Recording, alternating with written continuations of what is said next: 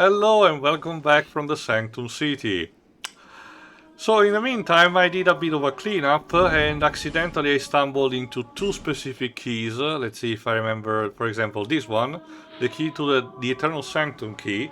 The key to the inner chamber of Eternal Sanctum. The Sunken King erected the Eternal Sanctum to shelter Sin, the dragon. The Sanctum appears to be a solemn temple, but is filled with devilish creatures that ensure no trespasser shall cause offense. And if I recall correctly, I also stumbled into this, the Dragonstone, an extremely solid stone used to operate the Eternal Sanctum contraption. The heirloom of a race that discovered a dragon, worship its magnificence, and perish by its side. So if I recall correctly, one of these serves to open this door that we passed through. There you go, the Eternal Sanctum King, which forgot if it provides a shortcut or, it gives us to an entire new area, but we're close. First of all, let's dispatch these. Ow! Wait a minute. A fantasy setting, and there's the song is nothing but an ominous woman doing choir singing. Is this the ending of OG-14 again? Where's the giant sun crashing into the planet? Well, to be fair, the ominous woman singing was more of a lament rather than signifying something negative. But anyway, 1, 2, 3, 4, 5 chests. Let me see if I have any amulet spared so I can test things out. So don't worry, Dweebs. I'm testing if they're actually mimic. Okay, no. Open all of them. In a second, Shiri. I will respect your decision, but for the sake of fairness to Dweebs, I will also toss my amulets to check if they are actually mimic. They could still contain traps, so there is that. And no, it seems that none of them are mimic, so let's start with chest number 1. What's inside? A new card. No, what does it, dried root. What does it look like if it's... What does the thing do if it's a mimic? Eat it, I guess. When I toss one of those particular amulets that I just did, another dried root, if it's a mimic, the mimic will be induced in a state of torpor and open its mouth, revealing what's the treasure, so then I can collect it safely without the risk of being eaten. It's actually quite ingenious. Chest number 3, it's another dried root. At least how you approach this time makes everyone happy. Yes. This is like a lightning clutch ring. I think it's tied to the element of thunder. And chest number 5. Just a second, Lives.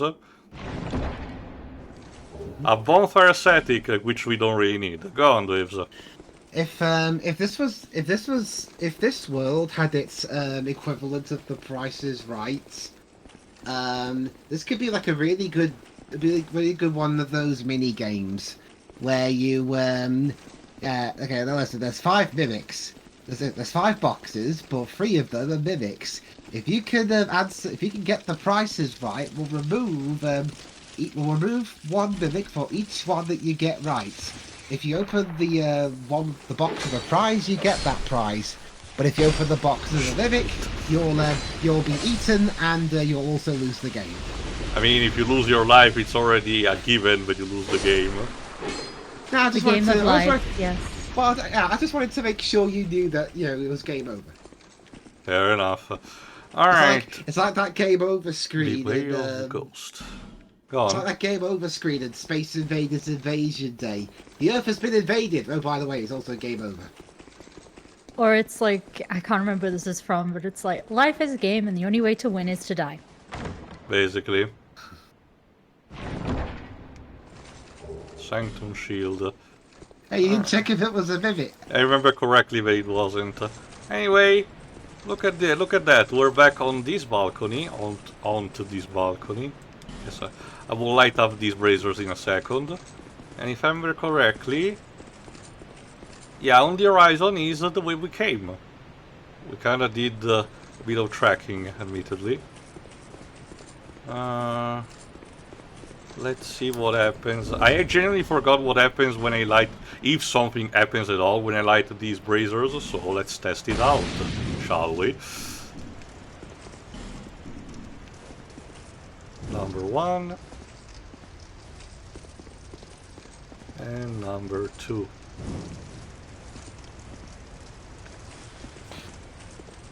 Gorgeous view ahead. I mean, relatively, I suppose. Yeah, by the standards of a game released in 2000 and what was it? Towards the end of a PS3 and Xbox 360 cycle, because the Scholar of the Foreseen edition was sort of, not necessarily in the launch window of the Dark PS4. Souls 2, 2013. Alright. Oh my god, I think I'm gonna be invaded. Dark Spirit, Rock Shield, Baldir. Okay. Baldir's basics, I guess. Oh, piece of shit! He threw an amulet on his own, so I cannot heal. Any over. Fuck.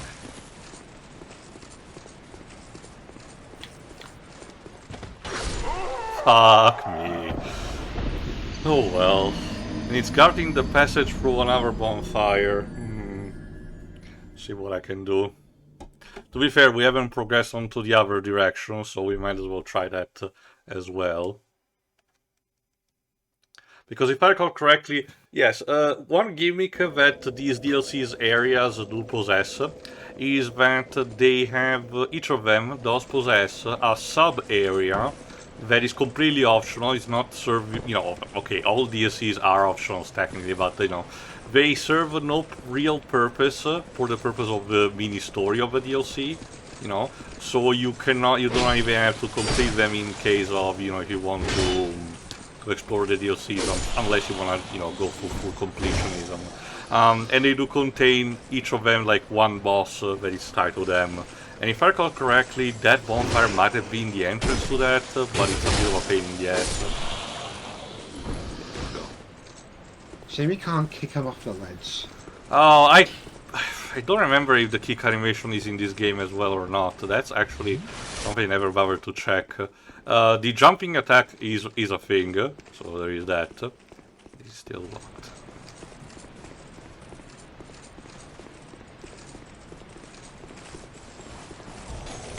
Alright, these two are easy to tackle because, there you go. Their spears tend to bounce off my shield.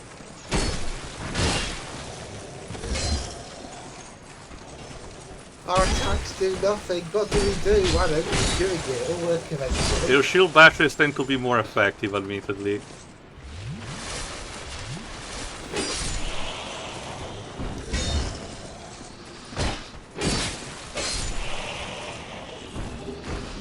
There you go. I get poison moss. Great.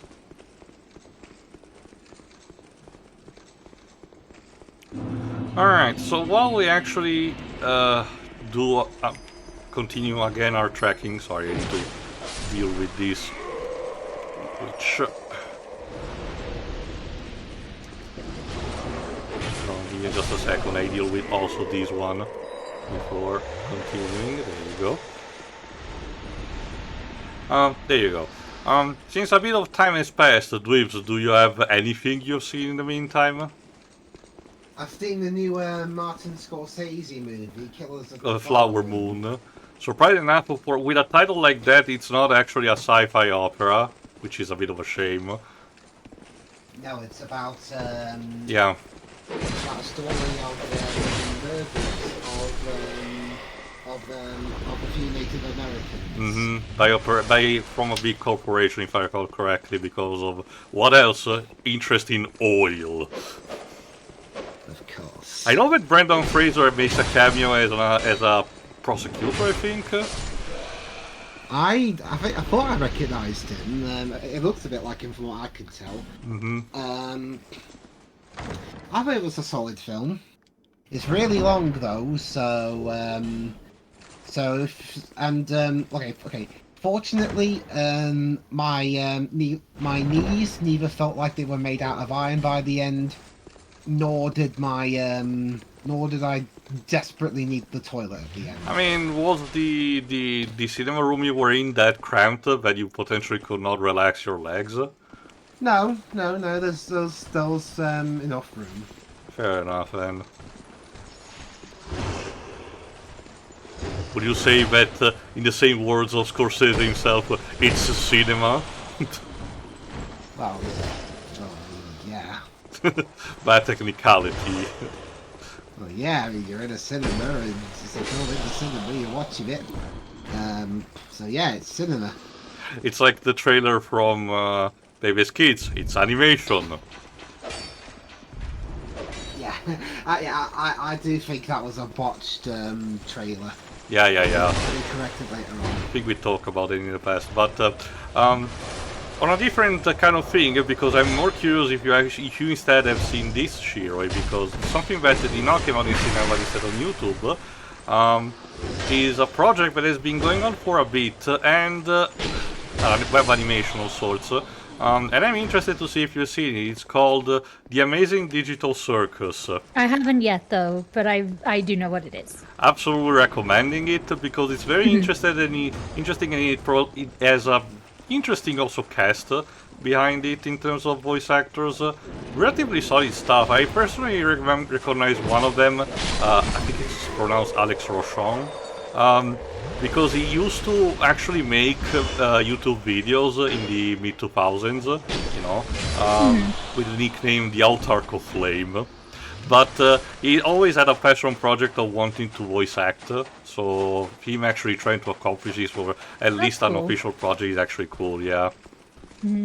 Yeah, it came out a few days ago, didn't it? Or has it been like a week now? Or I think roughly a week, but to be fair, they've actually been keeping, up the posting, with updates. So, and the creators, if I recall correctly, did posted, a few of tidbits, of stuff that involves the setting, the characters, and everything. So, cool. Again, pretty cool stuff. And again, for being a production from, I think at least around, if not one person, a very small team nonetheless. It's actually looking very good in terms of both animation, sound quality, music used, and everything. So, cool also on them. Alright, let's see. So again, if you forgot, in this section, the key thing is that the knights will have incorporeal forms until you actually destroy the corpses, basically, that are on the altars, and since I managed to do it, now they're actually vulnerable. If I recall correctly, I'm supposed to go here? Nope, definitely not.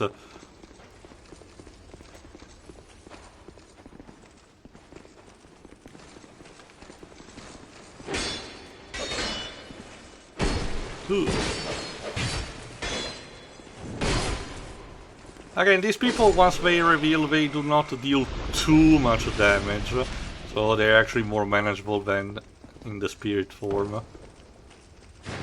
Alright, let's try this for size.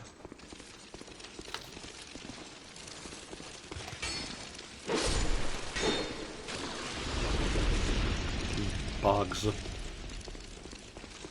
Oh no, I don't have to go down here. Let's see.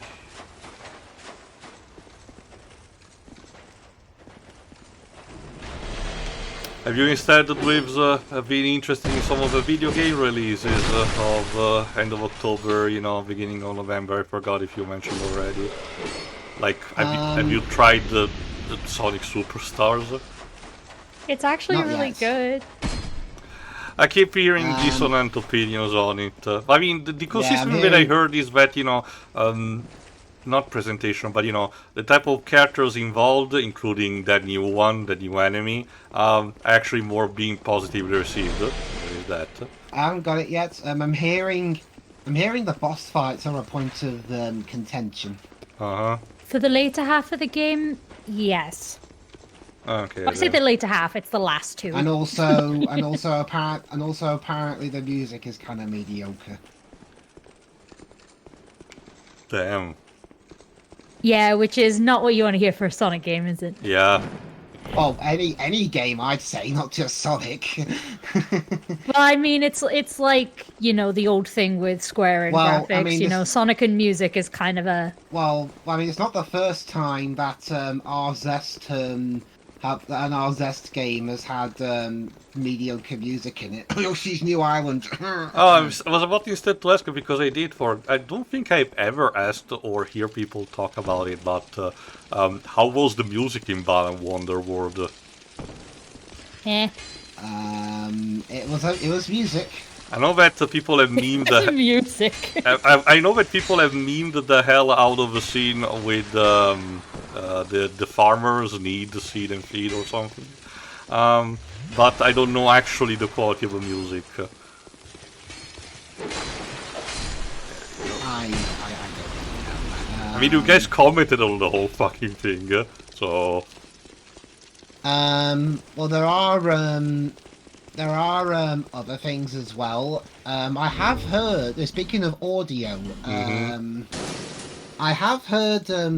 Yeah, since Nintendo have announced the new actor is playing Mario and well Luigi as well. I've also heard Mr. Kevin Afghani's Wario voice. All right, for the new WarioWare. Yeah. Mm-hmm. It's. I don't know.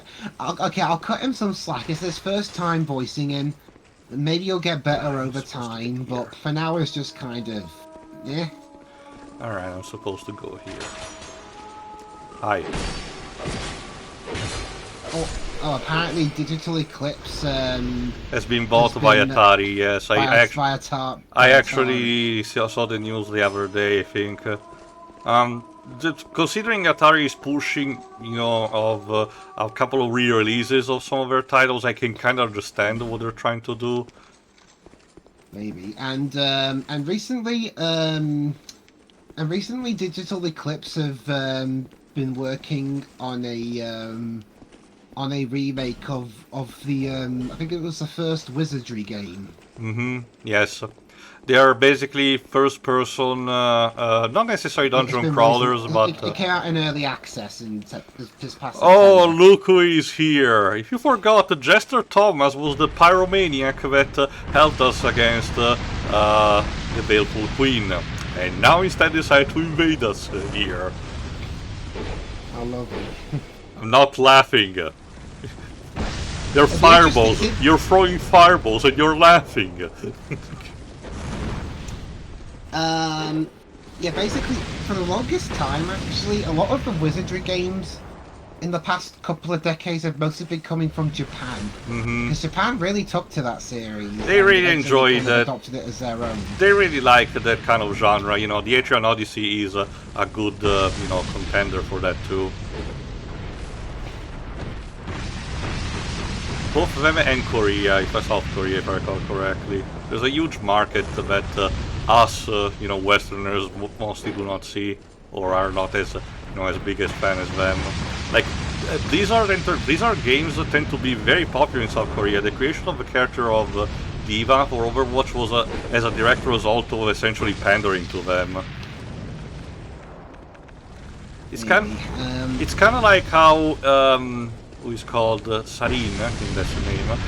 Basically, Katsuhira Rada, following feedback from players from the Arab Emirates, which are huge fans of Tekken, did create a character in Tekken 7 for them, and he has been very popular to the point where he's coming back for 8. I'm hearing some decent things about RoboCop Rogue City. Yeah, the game that was done by the guy who made that awful Rambo game on the PS3 and Xbox 360, but also did the more, you know, more beloved, you know, Terminator game. Terminator Resistance. Yes. Again, it kind of goes to show that they probably just were screwed over by the budget that they probably had with the Rambo game, but otherwise they actually did manage to, you know, provide interesting product. I wouldn't mind another licensed game with this kind of quality, but it doesn't have to be super AAA, you know, with fidelity and potentially a bit of janky, but that is still a fun time. There's also coming up Nickelodeon All-Star Brawl 2. A few Double Dragon releases. Double Dragon Advance, Double Dragon Collection, and Super Double Dragon. COD, but again, I'm just gonna probably wait until it's gonna come out on Game Pass eventually. Most likely. So I'll probably just wait for it. There's Naruto times Boruto equals Ultimate Ninja Storm Connections. Go have a laugh somewhere else or something. Yeah. Persona 5 Tactica, which is also releasing the same day as Super Mario RPG. Yeah, the remake of it. That's one I might be looking forward to see. But of course, they can't compete against the true front runner on the 17th. What? Bluey, the video game. Ah, of course. Anyway, if I recall correctly, we're about to have another boss fight, so let's get inside. Actually, no, we don't. I forgot that this is a different arena. But to be fair, we have reached the basement level of... Oh no. Jesus Christ. Those are... Well, I mean, to be fair, a lot of basements would make you go, oh, well... Welcome to my creepy basement. Well, I tried to avoid these chunky dinosaurs. I guess that's the way they have to be called. Continued with... Oh yeah, and then there's also, at least in Japan, I don't know about, okay, in 2024 at least, in 2024 there's also Spy X Anya. Right, the game that was presented, I think, at the Nintendo Direct. Yeah, that's, the anime is what me and Paige are going to be watching after we go on a Dragon Ball break. Speaking of which, because it has a similar title, in, funny enough, fuck, I'm not laughing at this, what it's called, the PS Plus Games of November for, PlayStation 4 and 5 do include the Dragon Ball The Breakers that, I don't think it's like an escape type of game. Holy shit. Alright, since I linked the bonfire, I think I can teleport here safely, but needless to say, we kinda need to avoid these enemies. It's an online game, apparently. Yeah, so it's basically kind of like Dead by Daylight. You and a couple other players are, a couple of characters like, say, Krillin, Bulma, characters who normally would be kind of harmless and defenseless, in Dragon Ball universe, while someone will actually, another player will play the aggressor, someone like Frieza, or in order to actually trying to catch you, and if I recall correctly, actually kill you, and instead you need to get to the extraction point. So it's the kind of cat and mouse type of gameplay. Although, speaking of Dragon Ball games, I have played a tiny little bit of Kakarot. What do you think? Maybe a bit of a mistake, since, I haven't got to Z yet, but I mean, to be fair, Glibs, if you played any Dragon Ball game, especially Dragon Ball Z video game, chances are you're gonna get the repetition of the major story arc over and over and over again. Ow. Maybe. That reminds me, Bandai Namco still has to talk about the, what's it called, the new Budokai Tenkaichi that they announced a long time ago. I wonder what happened to that. Is that basically combining all the games in one or something? Not necessarily, but to be fair, the strong selling point of... oh no, give me a second, I need to... If I recall correctly, I need to insert the Dragonstone in this. Ba-boom. Forgot precisely what this does, but it sure will do something. Game over. No, it's raising... Yeah, that's right. It's raising a bridge. If I recall correctly, it should be raising a bridge at that point on the balcony, if I recall correctly, which would act as a shortcut, I think. Well, we will check it out eventually anyway. So you're mentioning about Dragon Ball? Give me a second. By also moving this, if I recall correctly, with this I should be able to unlock elevator contraption that also will function as a shortcut, another shortcut. But to mention, there you go. The strong point of Budokai Tenkaichi 3 was having an impressive roster that included almost every single important character in the saga, including from GT and Classic. So that's nothing to potentially scoff about. Budokai Tenkaichi 4 probably will have big shoes to fill on that. Well, I've seen, recently I've seen the SGB's playthrough, short playthrough of Final Bout on the PS1. Yeah, that one is not particularly great, admittedly. No, it looks really, from the looks of it, it looks really clunky and stiff to play. And that localization's quality control. It's, yeah. Basically, sure. Have you seen anything of Dragon Ball GT Final Bout on the PS1? Nope. Basically, at least in the American version, the PAL version doesn't have English voices. What happened was they gave it a localization, and the characters all speak in English, except when you're actually fighting. In order So to save basically, cost, all the- they do all the, the- they do the thing of leaving the battlegrounds in Japanese. Which, if you know Dragon Ball, is actually really distracting, because basically Goku in GT Final Bout is voiced by Steve Blum, and yet when you actually go into battle, Goku suddenly sounds like his Japanese voice actress. So yeah, going from gruff Steve Blum to Goku's Japanese voice. I thought it was a good idea to cast Steve Blum as Goku. The whiplash is massive. I think that was before they cast Sean Chamel. Mm-hmm.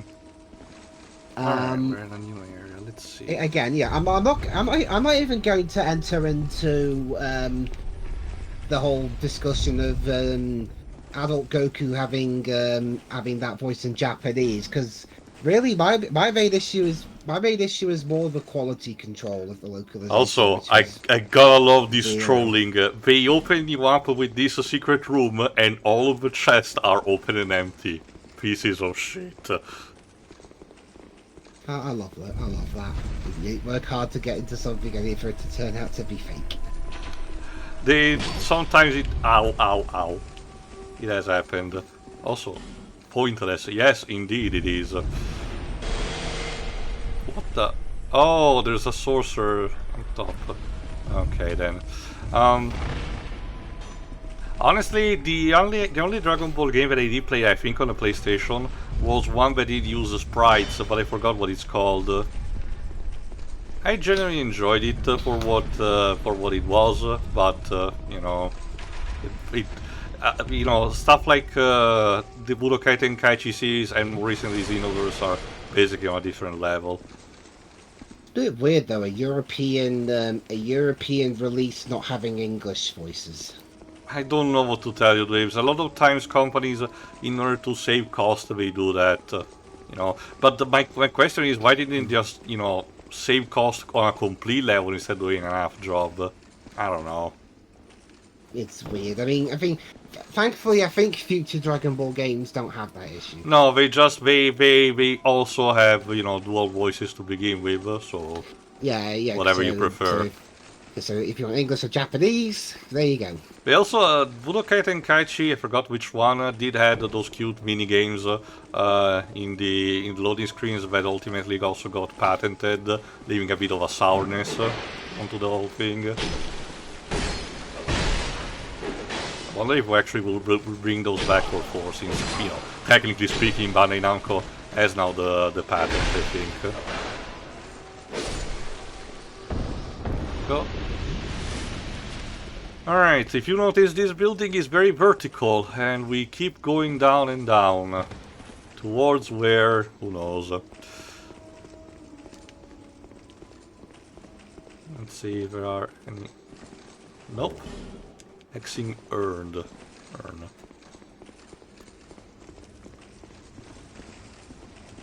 Let's see. Hop. I need to be careful because not just any enemy could be around any corner, but I need to be also careful about the falling damage. Bonfire, therefore safe zone. Where?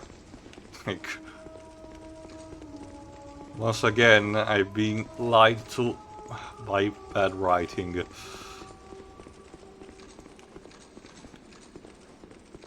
Let's see. Bonfire head in short illusion. Oh, hello. Oh, look at that. It is a bonfire. Cool. Let me check also our timing. No, we're still fine. Let's proceed a bit more.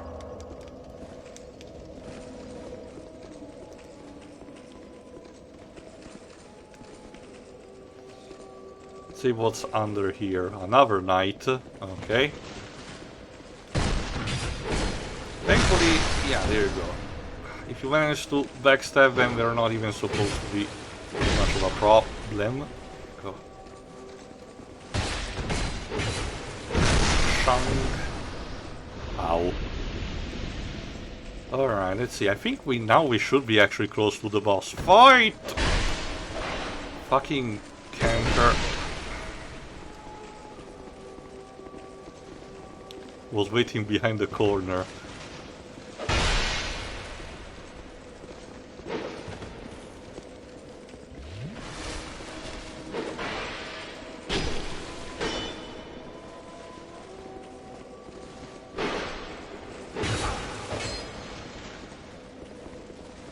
To be fair, well, they actually did perform fat rolling, so they're not super agile. Alright, are there any other people behind the angles and corners that want to ambush me today?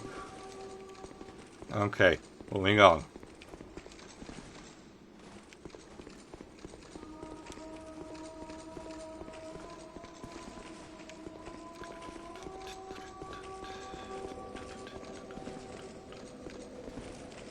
Bright spot but light? Question mark. Okay. Sadness but armor ahead. More empty chests. Visions of despair. Who pillaged all of these places? But we get an armor set, the Drake Blood set. If I recall correctly, you should have lore attached to it, so let me give it a quick look, for example, at the helm. There you go. Black Helm of the Drakeblood Knights, who came from a land long forgotten. The Drakeblood Knights, who worshipped the blood of dragons, were led by Sir Jorg in a siege of the Eternal Sanctum, but sunk into the sanctum when the slumbering dragon awoke. The red cloth wrapped around their black armor represent the sacred blood of dragons. So, bunch of dragon cultists. Not all usually portrayed in fantasy media as a bit ecstatic, let's just say that. No, it's best not to fall here. But yeah, we actually are close to the fog gate. Let's see.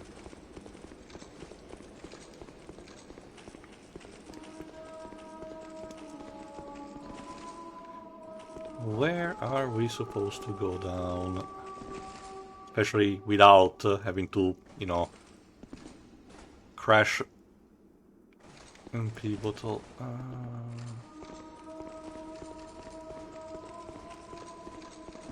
No, not here. Not even. Maybe I should try to jump. Alright. Yeah, might as well give it a try. Wish me luck. Yes! There you go. We're actually close then. Especially because I know for a fact that behind that fog gate it should be another boss fight. So we need to actually... It's not gonna be probably a super easy one, so we need to be careful.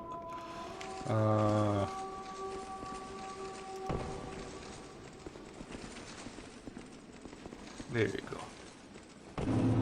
Dragon's Rest.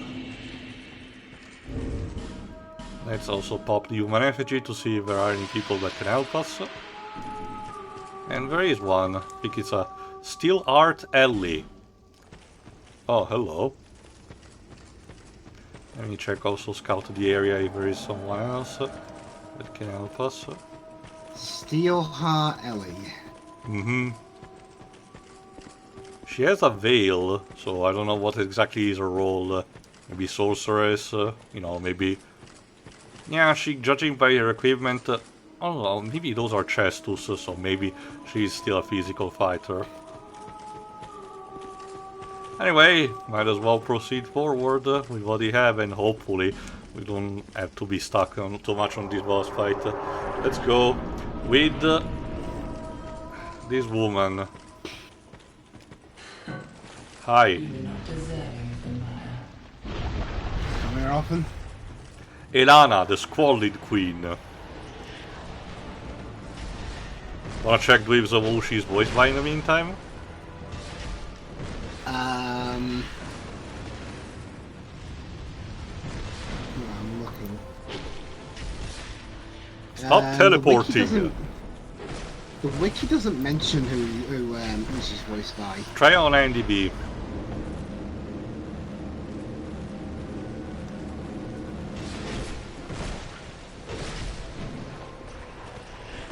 She specialized in hexes, which means dark magic, some poison, and also summoning, including a clone of Velstad. What?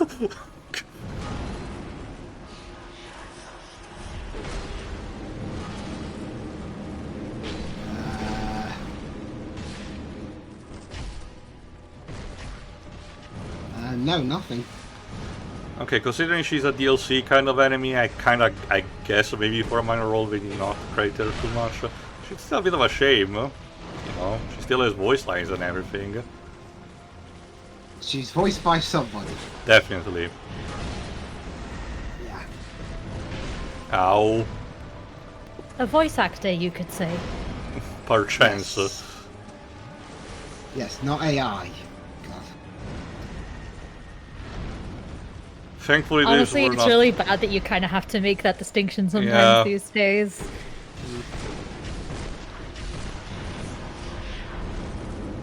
And Ellie has been defeated, which means I'm on my own. Eh, parlay? Silly. Parlay is for pirates. I mean, I guess. Ow! Prepare to die. That was the first game's attack line. The important part is to still, you know, always move because... There you go. Elana loves to use her magic also to bombard you, so there is that. No, I cannot deal with also this motherfucker. It's weird because if I recall correctly, it takes, you know, something different to summon Velstad, so I might have genuinely pissed her off.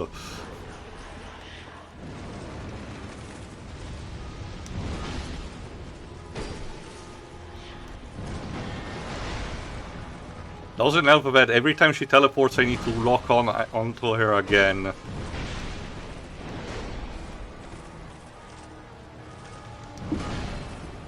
Now if I remember correctly, it takes a bit of time before she summons again Velstad after, you know, the Velstad clone after I defeat him.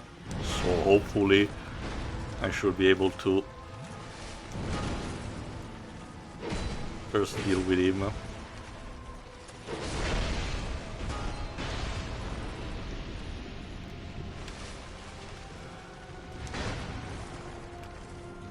I'm not dealing that much damage admittedly, but I need to work with what I had. So join us in the next part where we'll still be fighting the boss. Shut up! Also, a bunch of skeletons. Da-da-da-da-da-da. We kind of are outside of October, sir. We cannot really, you know, do that much forward. I mean, at the least she's not singing All I Want for Christmas Is You. All I want for Christmas is your death. Truly a squalid queen.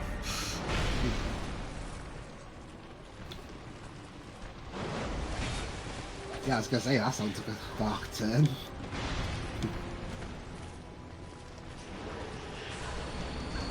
Stop bombarding me! Fuck's sake!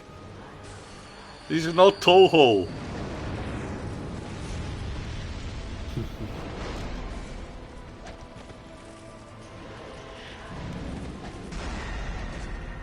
So, Gone. while we're here, I've been thinking maybe since I've got an Xbox, but I haven't really played a lot of the things you only find on there. It's Mainly- exclusives, I guess. Yeah, like I played a bit of that beatbox game. Hi-Fi Rush. I played Hi-Fi Rush. I played a bit of Quantum Break, unfortunately. That's really about it, but that's all I can remember anyway. Oh no, Flight Simulator. Well, again, Yeah, it's a Flight Simulator of, series that it's belong to you to begin with. Yeah, I've been playing it, but that's mainly been playing it on PC, but since I don't think my PC can run the modern ones, I've been playing a bit of it on my Xbox.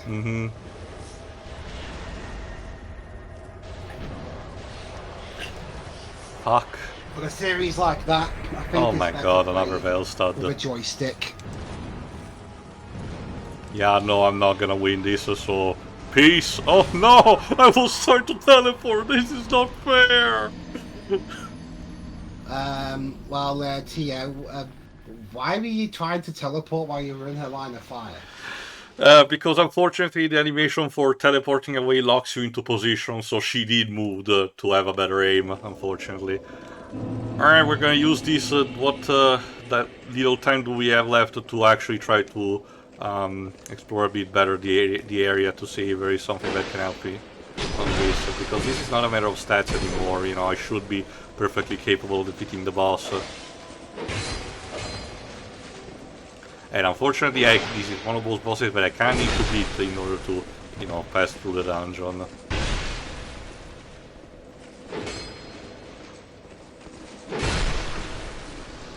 Oh.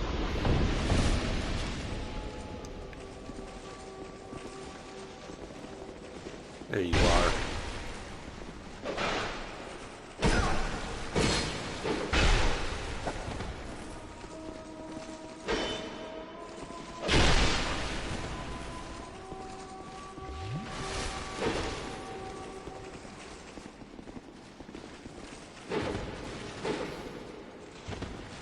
Get back here. Get over it. Unfortunately, well, might as well use this to talk about it. I tried the magnet sword that we acquired in the previous part, but unfortunately, while very cool and with an effective kind of moveset, it's not as powerful as I wish it would be. So we kind of have to, not actually use it.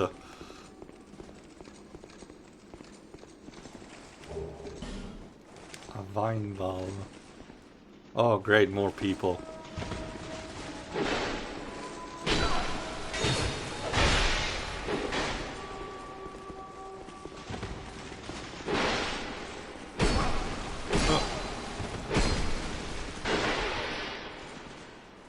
Oh yeah, it's nearly bonfire night here in the UK. I think by the time this is gonna be published, it is actually gonna be past that, so... Are you actually gonna watch V for Vendetta to be in tune with it? Maybe, maybe not. I don't know. We'll have to see. Well, that's the funniest thing. Gay movie set during one of the biggest holidays in the UK.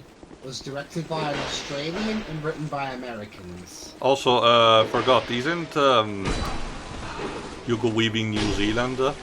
Yeah, I think Hugo Weaving's from. Let me check out that. If he's Kiwi or not.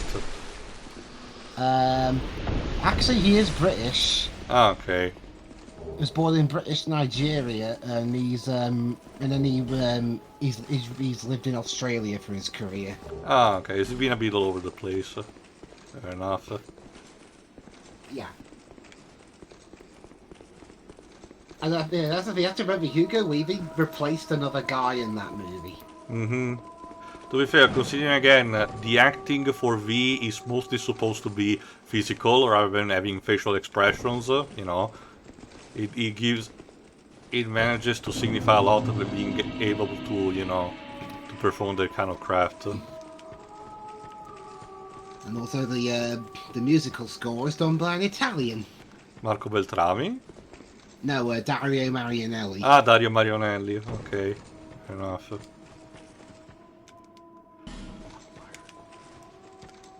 Whatever the hell that means.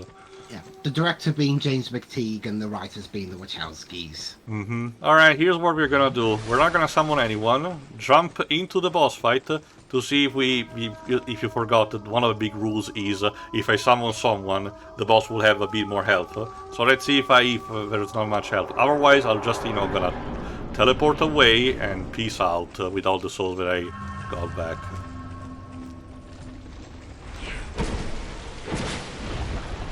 Yes, yes, yes. So tell me how much you're gonna step on me. It's not gonna work. Okay, I am actually dealing more damage. She's actually a bit more doable. Fuck. Yeah, the damage she actually deals is still hard, but positioning.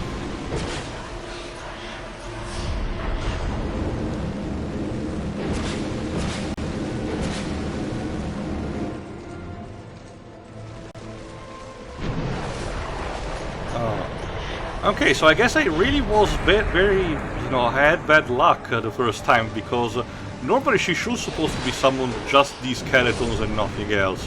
But the first time, the first summon that she did was the Velstad clone, which was the worst that could have happened.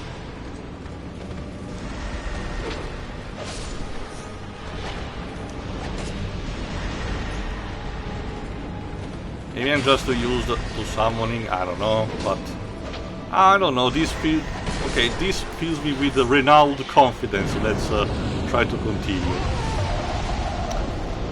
I just had to say it! Oh my god! Yeah, just don't say anything. It's fine. I'm gonna put the Seinfeld theme in post, why not?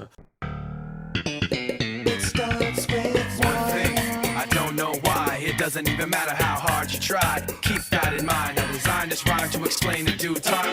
All I know, time is a valuable thing. Watch it fly by as the pendulum swings. Watch it count down to the end of the day. The clock takes life away. It's so unreal. Didn't look out below. Watch the time go right out the window. Trying to hold on, didn't even know I wasted it all just to watch you go. I kept everything inside, didn't even know I tried. It all fell apart.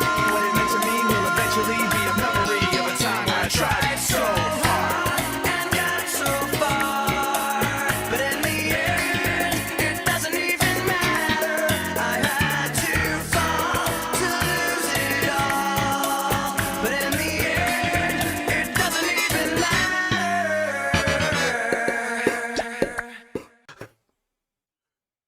But I think we might as well stop around this point. But this proves that the fight is still doable with enough patience and constance, or, as we call it in the biz, getting good. So, tune in next time where we defeat the Squalid Queen, what a title, and see what ahead is there, because we're actually close to the end of the DLC. See ya! See ya. Yeah. God, comedic timing at its worst.